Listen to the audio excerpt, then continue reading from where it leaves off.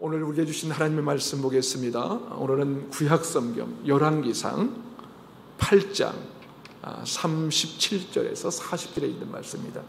열왕기상 8장 37절에서 40절에 있는 말씀입니다. 저와 여러분이 한 절씩 교독하도록 하겠습니다.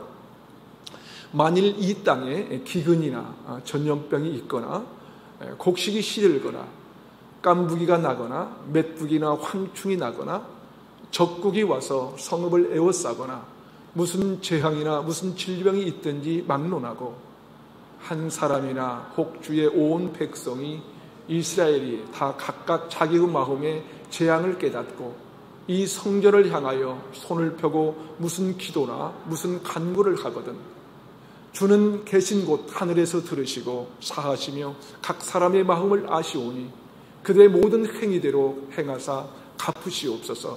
주만 홀로 사람의 마음을 다 아심이니이다. 그리하시면 그들이 주께서 우리 조상들에게 주신 땅에서 사는 동안에 항상 주를 경외하리이다. 아멘. 여러분, 시인 가운데 조동하라고 하는 시인이 있는데요. 그는 교사였다가 나중에 목회자가 된 시인입니다. 그분의 시 중에 이런 시가 있습니다. 제목이 나 하나 꽃피어 라는 시인데요. 많은 사람들이 애송하는 시입니다. 내용이 이렇습니다. 여러분 한번 들어보실래요? 나 하나 꽃피어 풀밭이 달라지겠느냐고 말하지 말아라. 내가 꽃피고 나도 꽃피면 결국 풀밭이 온통 꽃밭이 되는 것 아니겠느냐. 나 하나 물들어 산이 달라지겠느냐고도 말하지 말아라. 내가 물들고 너도 물들면 결국 온 산이 활활 타오르는 것 아니겠느냐 라는 시입니다. 이 시를 보면서 그런 생각이 들었습니다. 우리 가운데 한 사람이 하나님의 말씀으로 물들기 시작한다면 마침내 저와 여러분의 주변이 하나님의 말씀의 은혜로 활활 불타오르지 않겠는가 하는 것입니다.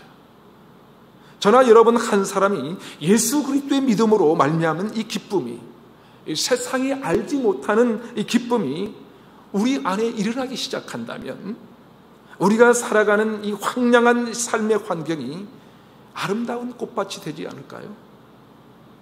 그렇습니다. 저와 여러분이 변할 수만 있다면, 만일 변화되는 한 사람이 된다면 저와 여러분의 가정이, 그리고 우리 루야 교회와 공동체와 우리가 속한 지역사회 공동체가 삭막한 세상이 아름다운 꽃밭으로 변하지 않겠는가 하는 것입니다. 그렇습니다. 결국 한 사람이 필요합니다. 그러게 한 사람이란 미약한 존재가 아닙니다.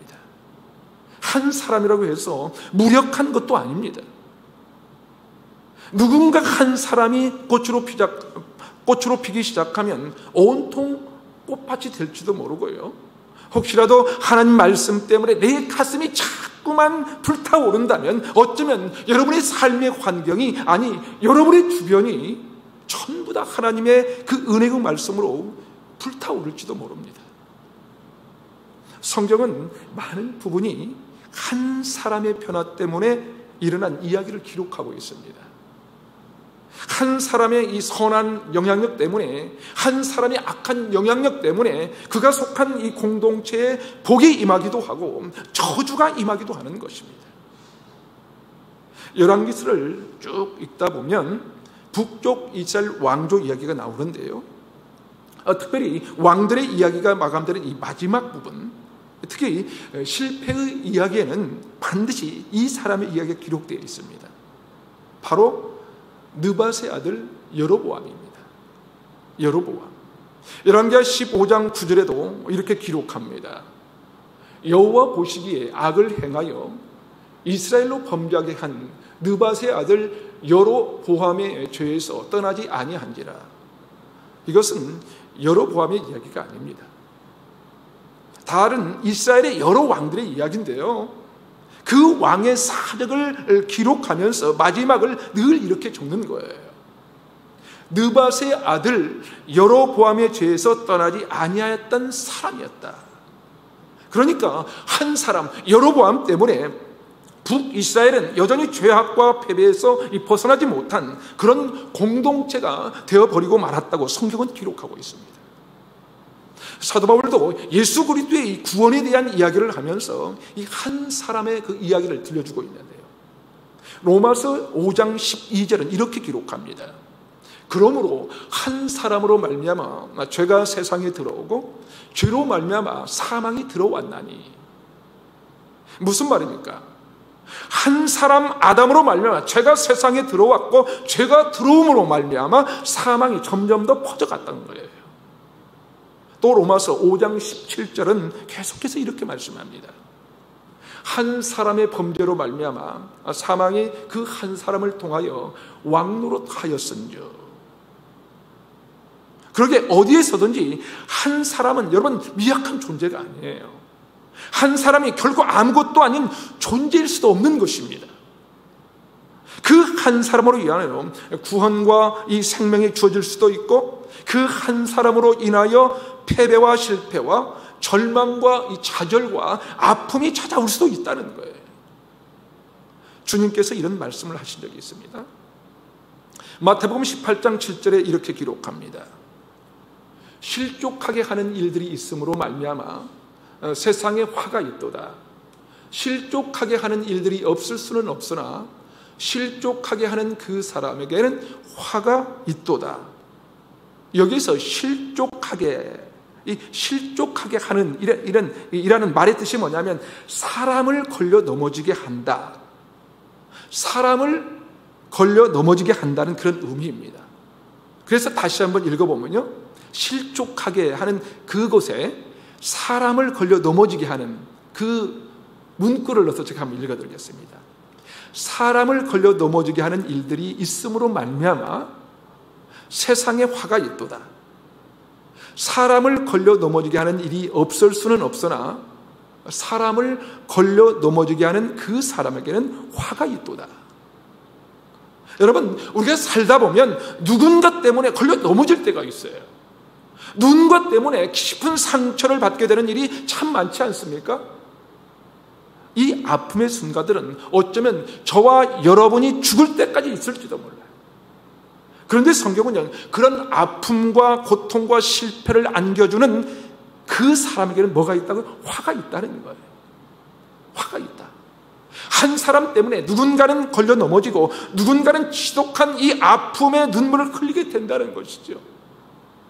그리고는 누군가는 어쩌면 다시 일어날 수 없을 만큼 엄청난 충격을 받게 되는 것입니다. 그런데 그 한 사람, 그 사람에게는 화가 있다는 것입니다. 그 한 사람이 어떤 한 사람이 되냐 하는 것은 굉장히 중요합니다. 그 사람 때문에 공동체의 죄가 떠나지 않을 수도 있고요, 그 한 사람 때문에 공동체가 살아날 수 있기 때문입니다. 모든 것이 사멸될 수밖에 없는 그 상황 속에 한 사람 때문에 새롭게 부흥하기 시작할 수도 있는 것입니다. 성경에서 바로 노아가 그런 사람이었죠. 오늘 본문은 솔로몬 왕이 성전을 완공하고 백성들에게 축복을 하면서 연설을 하기 시작합니다. 그러다가 마지막 부분에 가면 그가 기도하면서 그 장을 마감하는데요, 솔로몬의 기도의 한 장면이 바로 오늘 본문입니다. 그의 기도의 핵심은 다른 것이 아니었어요. 그의 기도의 핵심은 실패나 범죄, 기근이나 전염병, 그리고 질병, 재앙, 이 모든 것들이 삶을 공격할 때 만약 기도하면 건져달라는 간구가 그의 기도의 핵심이었습니다. 건져달라는 거예요. 우리 삶에 다가온 아픔과 질병과 재앙과 기근, 궁핍한 이 모든 것에서 만약 하나님께 부르짖으면 하나님 우리를 좀 건져주십시오 라는 기도인 것이지요. 이 기도에는 가장 중요한 한 가지가 담겨져 있습니다. 8장 38절 앞부분 화면을 보면서 우리 함께 읽어보도록 하겠습니다. 시작. 한 사람이나 혹 주의 온 백성 이스라엘이 무슨 기도나 무슨 간구를 하거든. 자, 무슨 말입니까? 한 사람이 기도하거나 혹은 이스라엘 백성들이 기도하거든 들어달라는 거예요. 여기서 기도하는 한 사람의 가치와 무게는 온 이스라엘 백성의 무게와 마찬가지일 만큼 강력하게 표현하고 있는 거예요. 이스라엘 백성들과. 다시 말해서 한 사람의 기도가 그렇게 중요하다는 거예요.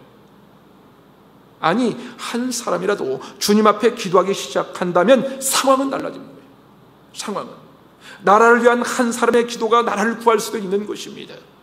주님, 이 나라를 건져주시옵소서. 이 땅의 기근과 재앙과 전염병과 모든 황충의 공격에서 구원해 주십시오.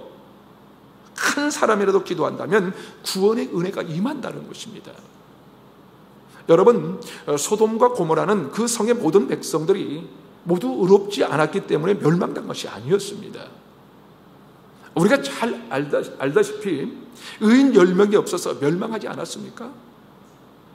아니, 어쩌면 하나님의 말씀에 두려워 떠는 한 사람이 없어서 소돔과 고모라가 멸망했을 수도 있다는 거예요. 그런데 여러분, 중요한 것은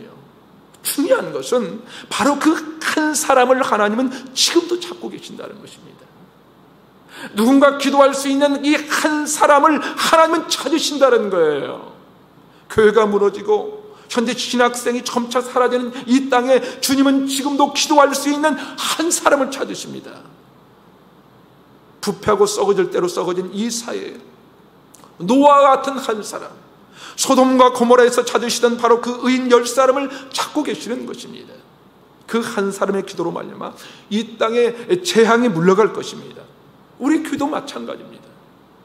우리가 부족하지만 개척교회에서 몇 사람 안 되는 연약한 교회이지만 코로나 시대도 기도가 끊어지지 않고 이 성전에 나와 기도하는 이 한 사람이 있었기에 지금의 우리가, 아니 우리 교회가 이렇게 건재하고 있는 것 아닐까요?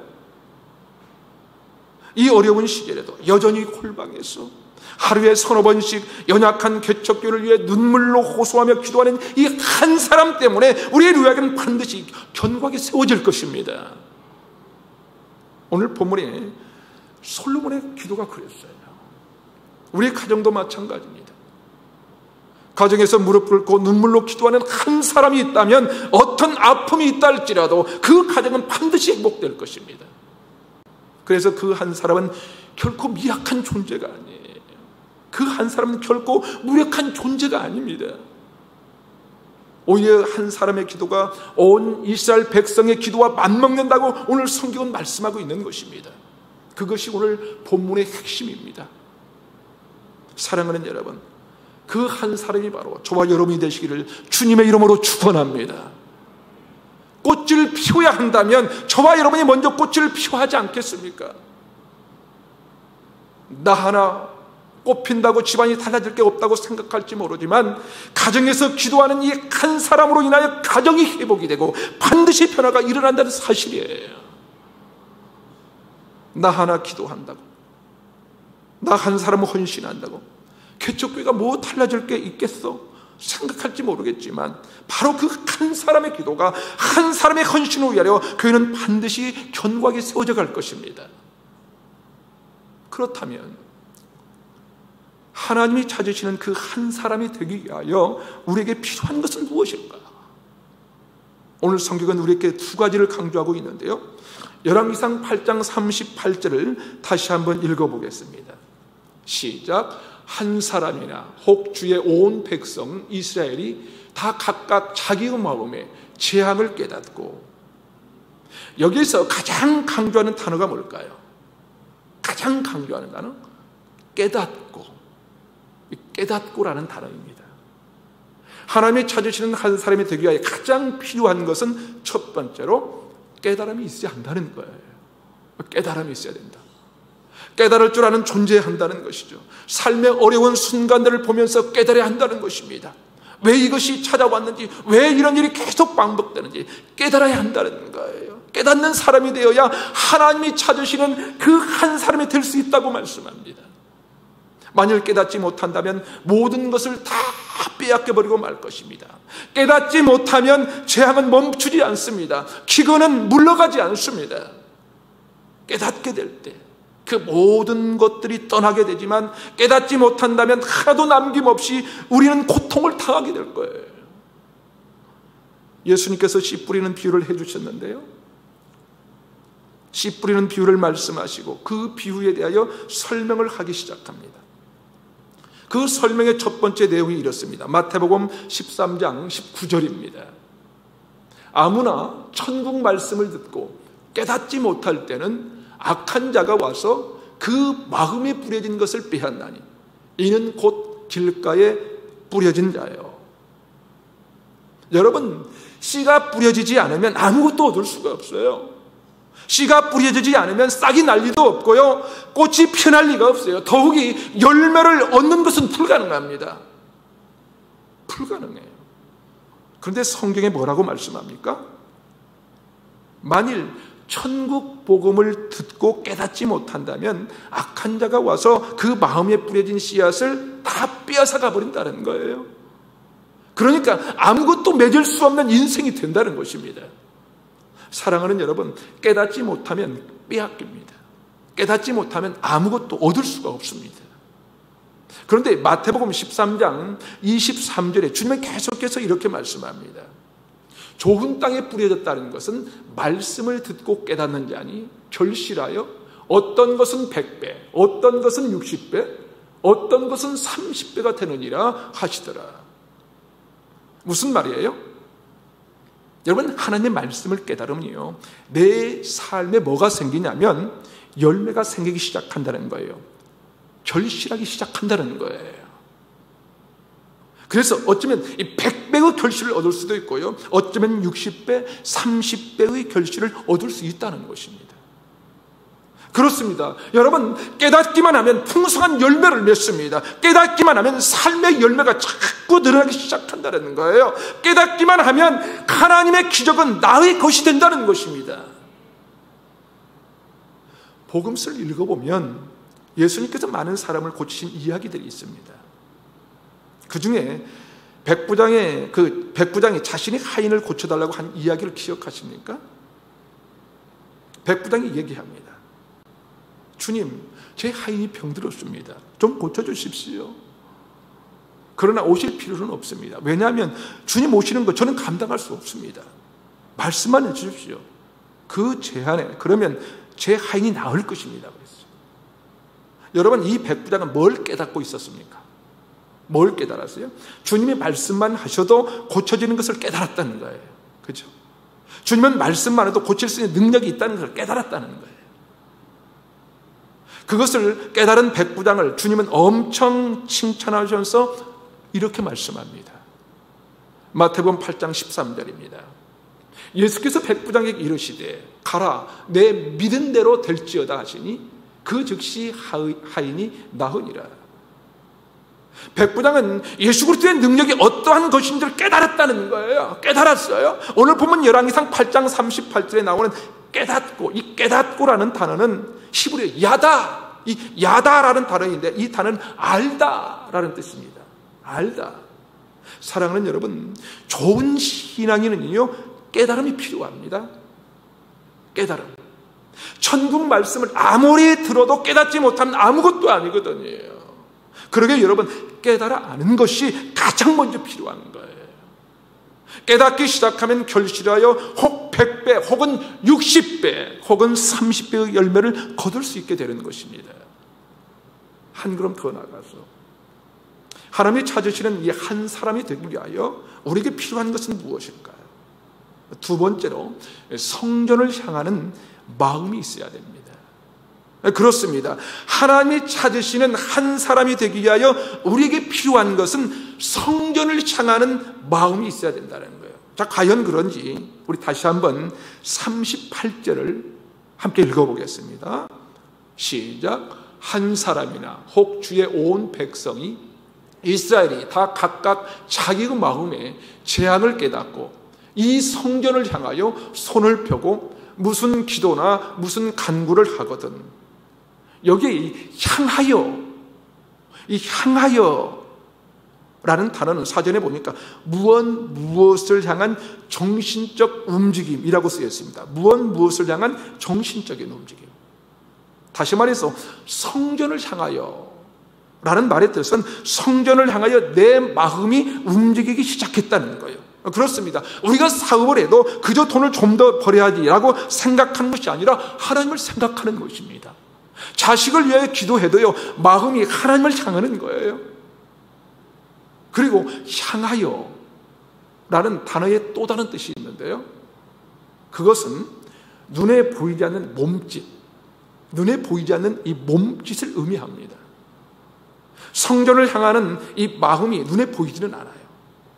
그런데 성전을 향한 보이지 않는 내 몸짓이 있다는 거예요. 내 몸짓이. 그것이 바로 향하여라는 이 단어의 의미입니다. 만약 여러분 각자의 자리에서 성전을 향하여 기도하면 그분을 향하여 여러분의 마음이 움직이기 시작한다는 거예요. 그러니까 그분을 향하여 보이지 않는 몸짓이 일어나기 시작하면 그 사람이 바로 하나님이 찾으시는 그 한 사람이라는 것이지요. 아무도 우리의 믿음을 볼 수는 없어요. 믿음을 볼 수는 없지만 우리의 마음이 그분을 향하여 자꾸 움직이기 시작하면, 내 영혼이 그분을 향하여 자꾸 열려 있으면 그 사람이 바로 하나님이 찾으시는 한 사람이라는 것입니다. 우리가 잘 아는 다니엘이 그랬습니다.